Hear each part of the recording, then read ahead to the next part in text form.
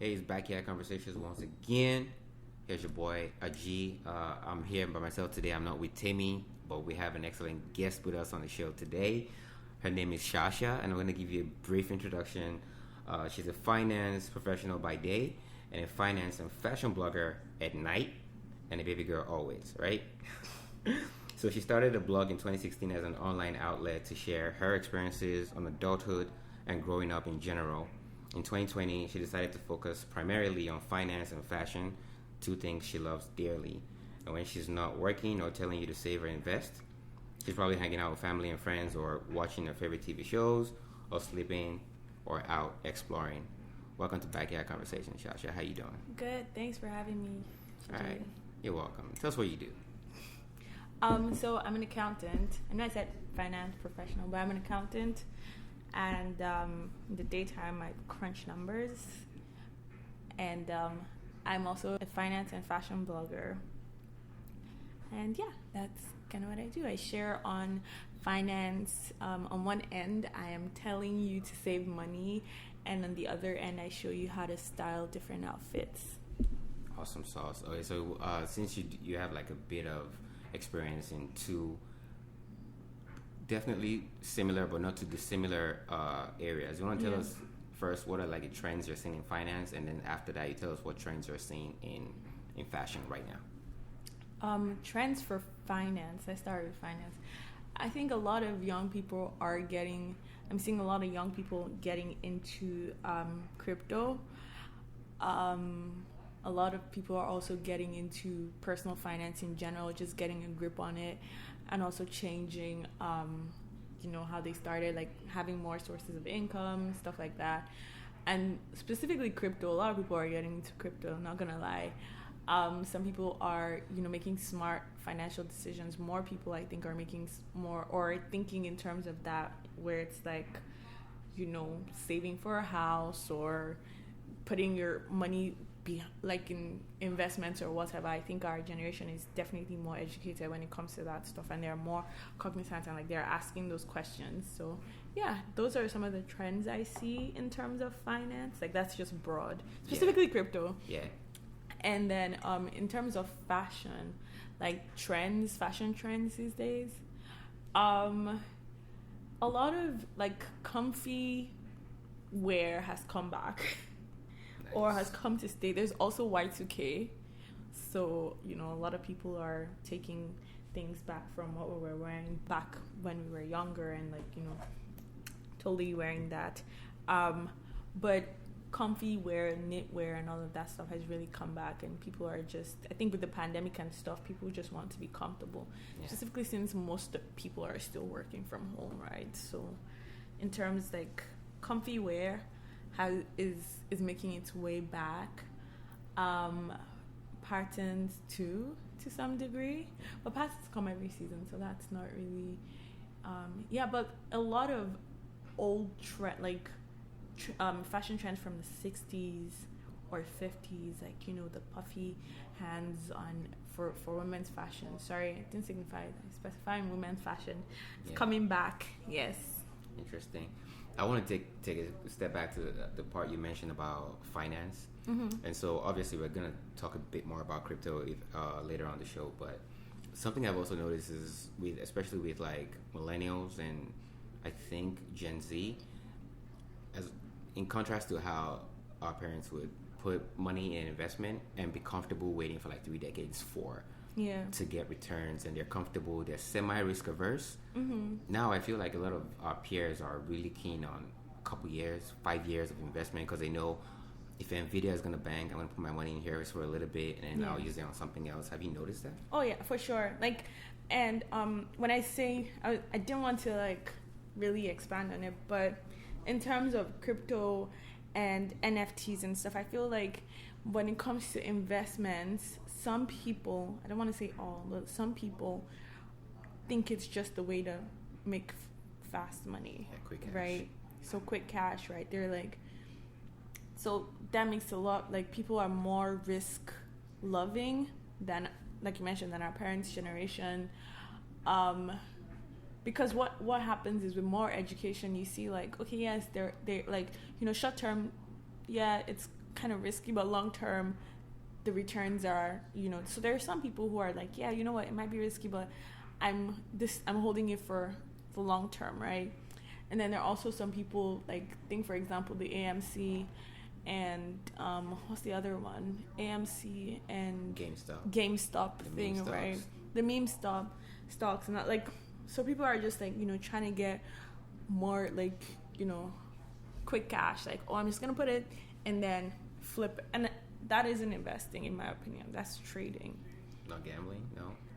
I mean, like, that's trading. Let's just call it trading. Okay.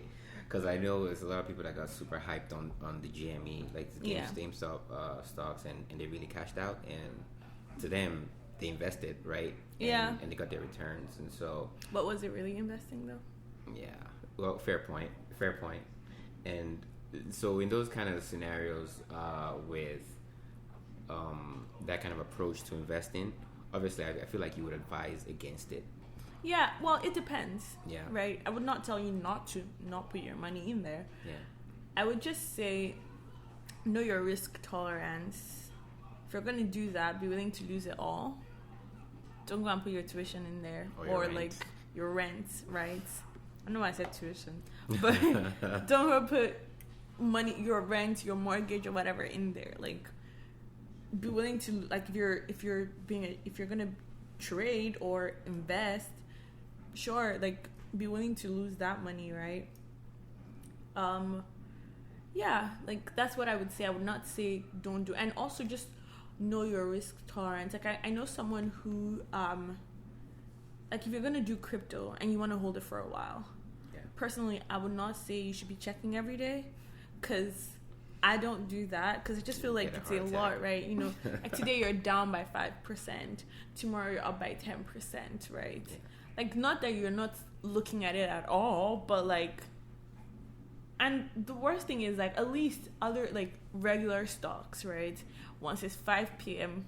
EST time, you're done for the day, right? Like, whatever that price is, except there's, like, after hour trading or whatever. That's the price. Yeah. But when it comes to crypto, like, at 7 p.m. the price could be changing, right? So don't want to go to bed with a heart attack or something. So I would just say, yeah, know your risk. Like, if you want to know your risk level, don't put money that is important to you, and just be very honest with yourself. Like, what am I doing here? Like, this is what I'm doing. This is what I hope to happen. And just like with gambling, right, where you're just like, I won't go more than $500, right? So maybe you can also say, like, if this, put a cap on it. Yeah, like, you can also put a cap on it. That's what I usually do. I was going to mention that to you. My risk tolerance is I'm willing to put 25% of whatever investment money I have into volatile assets. Yeah. So I have days where I'm like, all right, if I have like a certain amount of money, I'll put 25 in maybe crypto or just something crazy. Yeah. And then the remaining 75, I know I put in more conservative portfolios. Yeah. That's just my way of doing it. And yes, it's never rent money, by the way. Just so you know. I mean, like, that's the most important thing, like, knowing yourself and, like, having, like, balance, right? Some people, like, know, okay, you know what, I can monitor it, I can time it, I can time when I'm gonna get in, when I'm gonna get out, right? Honestly, like, some people are really good at that stuff. Now, will I tell them don't put your money there? No, like, you obviously know how this is working. I don't. So, yeah.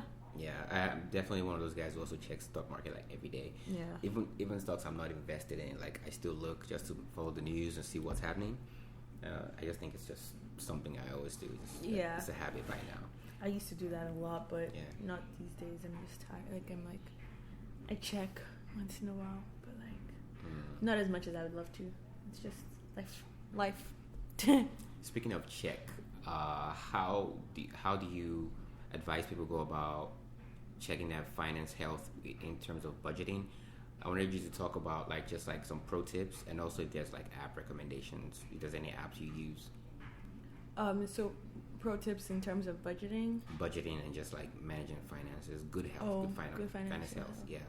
I think the most important thing, like, in terms of everything, I think it's for you to be honest with yourself. I'll explain. I know being honest with yourself is like, But first of all, like, you have to be honest with yourself. Like, do you really want to change? Or, like, let's say you have bad habits, right? And you want to be better. Do you really want to change? Or they've just told you, okay, be better. And you're like, okay, fine, I'll go speak to an advisor or something, right? Because at that point, you're wasting everybody's time. But, like, be honest. Like, okay, you know what? I want to do this, right? So that's, like, the starting point if you're honest with yourself. And there's also being honest in terms of, like, okay, I made, like, you know, I messed up. I could have done better.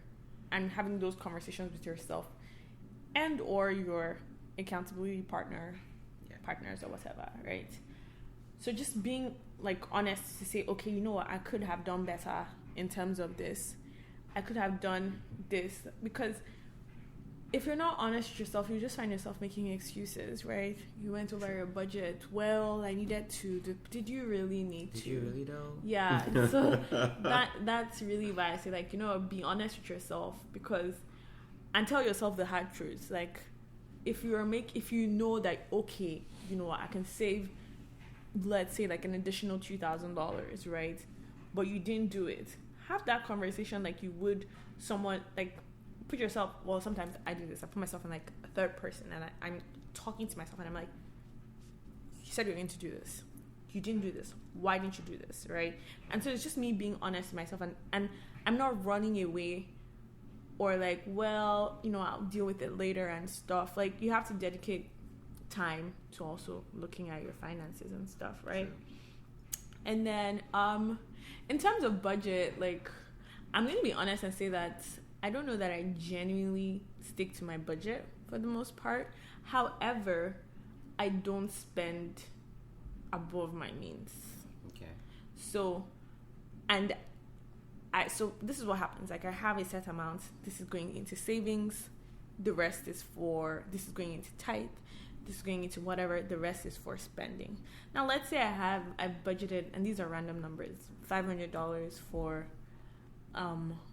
groceries, right? Yeah. And let's say $200 for eating out. Now, if I bought groceries worth, like, it's possible that I could buy groceries worth $300 and eat out for $400, right? So someone looking at it will be like, yeah, you know, you didn't really stick to your budget for your grocery budget. Yeah. But at the end of the day, I stuck to my food budget. That's true. You know what I mean? For me, and I'm like, okay, yeah, but, like, you know, as long as, but then having a budget helps you, because then you don't want to overspend. Like, today I went grocery shopping and I told myself, I'm like, I'm not going to spend more than this. And a lot of times I say, oh, I'm not going to spend more than this, and I spend over. Yeah. But then I don't go grocery shopping for another 3 weeks. So it kind of justifies it a little bit. Exactly, yeah. Right? Or sometimes, like today I was like, okay, even though I did spend this, a huge chunk on my bottom line is, like, it's split between toiletries and groceries, like cleaning items and stuff, and groceries. So technically it's not just groceries on its own, right? And yeah, so I would say, like, when it comes to your budget, like, give yourself leeway too. Yeah, be flexible right? with Be it. flexible. I understand. Like, you can't put everything in a box. Yeah. There's always, like, margin for error, right? Oh, Make yeah. room for that. Be flexible and give yourself, like, stick to, okay, I'm not going to spend more than, let's say you told yourself, I'm not spending more than $2,000 this month. I'm not spending more than $2,000. Yeah. Let that be. Now, whatever you spend the $2,000 on, you also need to realize that if you say, okay, I'm not going to spend more than $2,000, and you decide to go over on something, opportunity cost, you're going to have to give up something else. That makes sense. Yeah. So in that sense, what are the bad money management habits that you've noticed that's, like, prevalent amongst people that you feel like there might be, maybe, possibly an easy fix? I mean, there's the one life, YOLO. Yeah, you only live once. Don't worry about my future. Yeah. And all of that stuff. I think, like, for that, again, you need to be honest with yourself, right? Yeah. Because if you're honest with yourself and you say, like, you tell yourself, like, you know what, I really want to get better with my money. I really want to improve my financial health, right? When those things come, it's going to be, and you're going to rank it and say, okay, you only live once versus getting better with my money.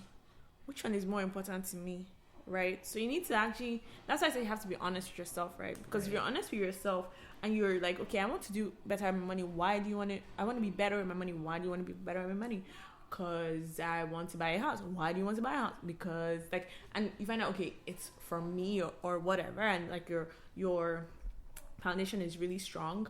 When YOLO comes through, all you just have to do is like, okay, I really want to be better with my money, right? And then that kind of helps. I think that has really helped me. And it's also helped, like, I know some of the people I've worked with, they say it has helped them too, where it's like I ask you, when I used to have my savings challenge, I would ask, like, why are you saving? Right? Because your why influences a lot of things. And on days when it's tougher, you need to think about your why. That's true. Because I believe if you want something, you can have it, but it only depends on how badly you want it. I agree. I feel like I bombarded you with a lot of like finance questions, and I missed out on a lot of fashion questions. And I wanted to ask, it's winter here right now. Yeah. All right, pause. Full disclosure, this episode was recorded in the winter. That said, everything you hear from here on out is applicable and pretty much timeless. Enjoy. All right, back to the episode. And there's a tendency to layer up when you're going outside because you don't want to freeze your butt off. Yeah. But what kind of styles are you looking at or sharing with people around you on how to stay stylish and keep warm? Ooh, that's a good question because I'm still trying to figure that out myself too. Look at me, I have my Eddie Bauer. Like I was about to head out, and I was like, it's just so bulky. Yeah, I mean, it does look cute. Yeah. Yeah, it is pretty fashionable. I do have my puffer in the corner too, but so I would say for me, what I do to, kind of feel cute is I wear a really nice outfit. Like if I'm going somewhere, I'm going to wear something nice. Okay. And then I can layer up with whatever. So you think about the look, then you think about the warmth. Yeah. So I think in that order. Yeah. Okay. So for example, today when I went out earlier on, I wore a one-hand shirt and a pair of jeans and stuff. But then I wore a sweater on top of it and then a coat. And I also had thigh-high boots. Now, that was a very cute, like it was warm because, I did have the layering and stuff to help. And the boots, yeah. And the boots. But, it was also deeply uncomfortable, kind of. That's why I had to change before I came. Oh, so does it makes it harder to move around, to be more nimble? The pants were really tight, so it was really harder, and I think also because I was doing more than normal. I was really rushing at the grocery store because I was I have to be here at this time. Yeah. So I was oh yeah, just running and stuff. So it was a little more uncomfortable than normally it should have been, which is fine. So I would say, first of all, have your outfit in mind. Okay. Because when you go for dinner or whatever, you're still if you're going somewhere warm, you're gonna take it off, and then you can feel cute and you're wearing something nice, right? That's true. Then another thing I would say is, even if it's just one item, include something in your outfit that is a statement piece. It could be a scarf. It could be a head warmer. Okay. It could be your shoes, right? So you just have that statement piece that, where you're just feeling, okay, yeah, I do look nice. I'll give an example. For example, I have a lot of scarves, kind of. They're warm and stuff. But I have this multicolored one that is yellow on one side and red on the other. And whenever I'm wearing a doll outfit and stuff, I throw it on and it just makes my outfit pop. Right. Is it multicolored, really colorful? It's yellow, so it's pretty bright. So one side is mustard yellow and the other side is red, so I can pick whichever side I want. Nice. But that just makes my outfit pop, right? And then I would also say for me, I like wearing color. So if you can, try and get colorful coats and stuff. Just because for me, how I dress is influenced by my mood, right? So Interesting. if I'm not feeling, to some degree, right? If I want to feel really good and stuff, I'll wear something nice, right? I keep an eye out to see when you wear the bright colors now. It's not all the time. Not all the time? Not all the time. Okay. But like some days when I'm like, I'm going to dress up today. Yeah, I'm going to wear a bright color. I have a yellow coat, a very bright yellow coat that I wear. Yeah. I know, especially with like melanated people, yellows always pop in. And so I It kind of does. like yellow. I wish I had more yellow outfits, by the way. But Yeah. I can't get any yellow pants because I'll end up with like a banana or something. I mean, I do. Bright yellow Yeah. would look nice on you. Oh, yeah? Yeah. Go and try that. Take Bright, notes. bright yellow. I'll send you a picture. Bright yellow with a colorful shirt in the summer, and then like a sweater that you just hang on and stuff. Nice. Like Carlton Banks from Fresh Prince? I didn't watch Fresh Prince. No. Okay, No. I'm going to have to. People are going to come for you in the comment section. That's okay. And we have to get you on Fresh Prince ASAP. I don't think you should sing Fresh Prince either, but we'll talk about that later. Yeah. I know I mentioned apps earlier. I use Mint sometimes. Same. However, I've heard so many good things about You Need a Budget, YNAB, and it's a paid app, and the prices are going up again this December. I don't know if you've heard about it, if you've used it, but what other apps besides Mint do you recommend? So I remember you need I know I did so I use Mint. Yeah. Too. Wait, hold on. Sorry, I have something on my Instagram for that. I just don't remember. I see all of them. I just don't remember what they're called. So there's You Need a Budget. I didn't know it was paid. It is a subscription model. Oh, Yeah. I didn't know that. I downloaded all of them, but this was 2-3 years ago, so it's been a while. And then I did kind of play around before I picked one. Yeah. So I don't know that I'll be giving factual information. My issue with Mint is that the company that owns it, Intuit, Yeah. they also own Credit Karma, Oh. and they also own TurboTax.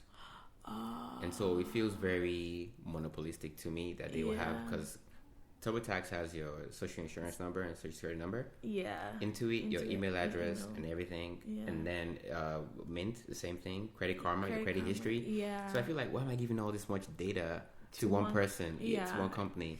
And so that's my fear with using Mint, even though I know right they now also own QuickBooks, Intuit, and stuff. I know they're really into. Yep. Yeah. So it's such a cabal. I feel like Yeah. we need alternatives. Okay, so there's Wally, Okay, how's that spelled? WALLY. Okay, Wally. There's Clio, CLEO. Yeah, There's Daily Budget. There's Pocket Guard. Pocket Guard. Yes. Nice. So those, but I use Mint. Yeah. And honestly, I know a lot of people complain that, Mint is linked to a lot of things, right? If you have security issues, you can always go the old-fashioned way. In addition to using Mint, I don't connect it to my investment accounts either. Okay. Oh, why is that? It just never connected, and I didn't bother. Oh, Yeah. okay. I mean, for me, I think it kind of works with a lot of accounts because I had it in the U.S. before I moved out here. Oh. So I just kept adding more accounts to it. Yeah. Like right now, it doesn't even connect to the Apple Card or whatever, but it connects to some Wealthsimple and Robinhood and things like Yeah. that. Okay. So, Yeah, it connects to some Wealthsimple, not all. It doesn't connect to my Questrade, but that's fine because I still have my traditional spreadsheet nice. that I use. Old school. Yeah, because I'm very old school, and also because maybe the accountant in me likes normalizing my spending.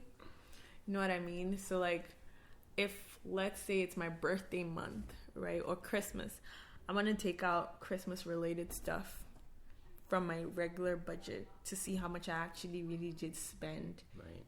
regardless of Christmas or not. Then I can also add that too.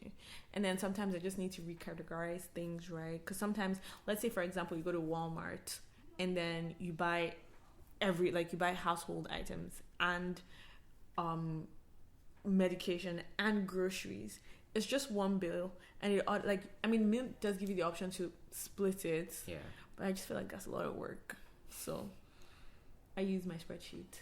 Yeah. And you can download CSV files from Mint Yeah. and have them feed into your spreadsheet. if Oh, I you haven't want tried to. that. Yeah. That's interesting. So That sounds good. Oh man, thank you for blessing us with all this knowledge.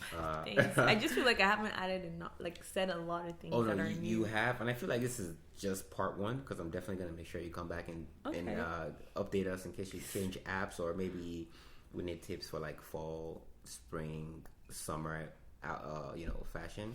And you hook us up, and things like that. But yeah, where can we find you? Are you on the gram, Twitter, website? Yes, everywhere. It's Shasha, so AWAHSHA. Okay. So Instagram, Shasha, Twitter, Shasha, TikTok, Pinterest, Nice. Facebook.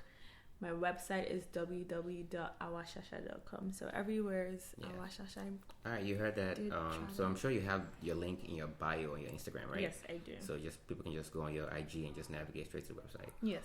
Awesome. Thank you again for coming to the show. Thank you for having me. And yes, we're definitely gonna have you again. Okay. All right. Thanks. Thanks. Bye. All right. That's our episode with Shasha. As you heard, it was a pretty insightful one. I'm sure this is one of those ones you can always come back to and give a listen every now and then if you want to look back at what, we talked about and see if you can refresh your memory on things that have been said. As always, this is Backyard Conversations. Thank you for tuning in, and until next time, see you in the next one.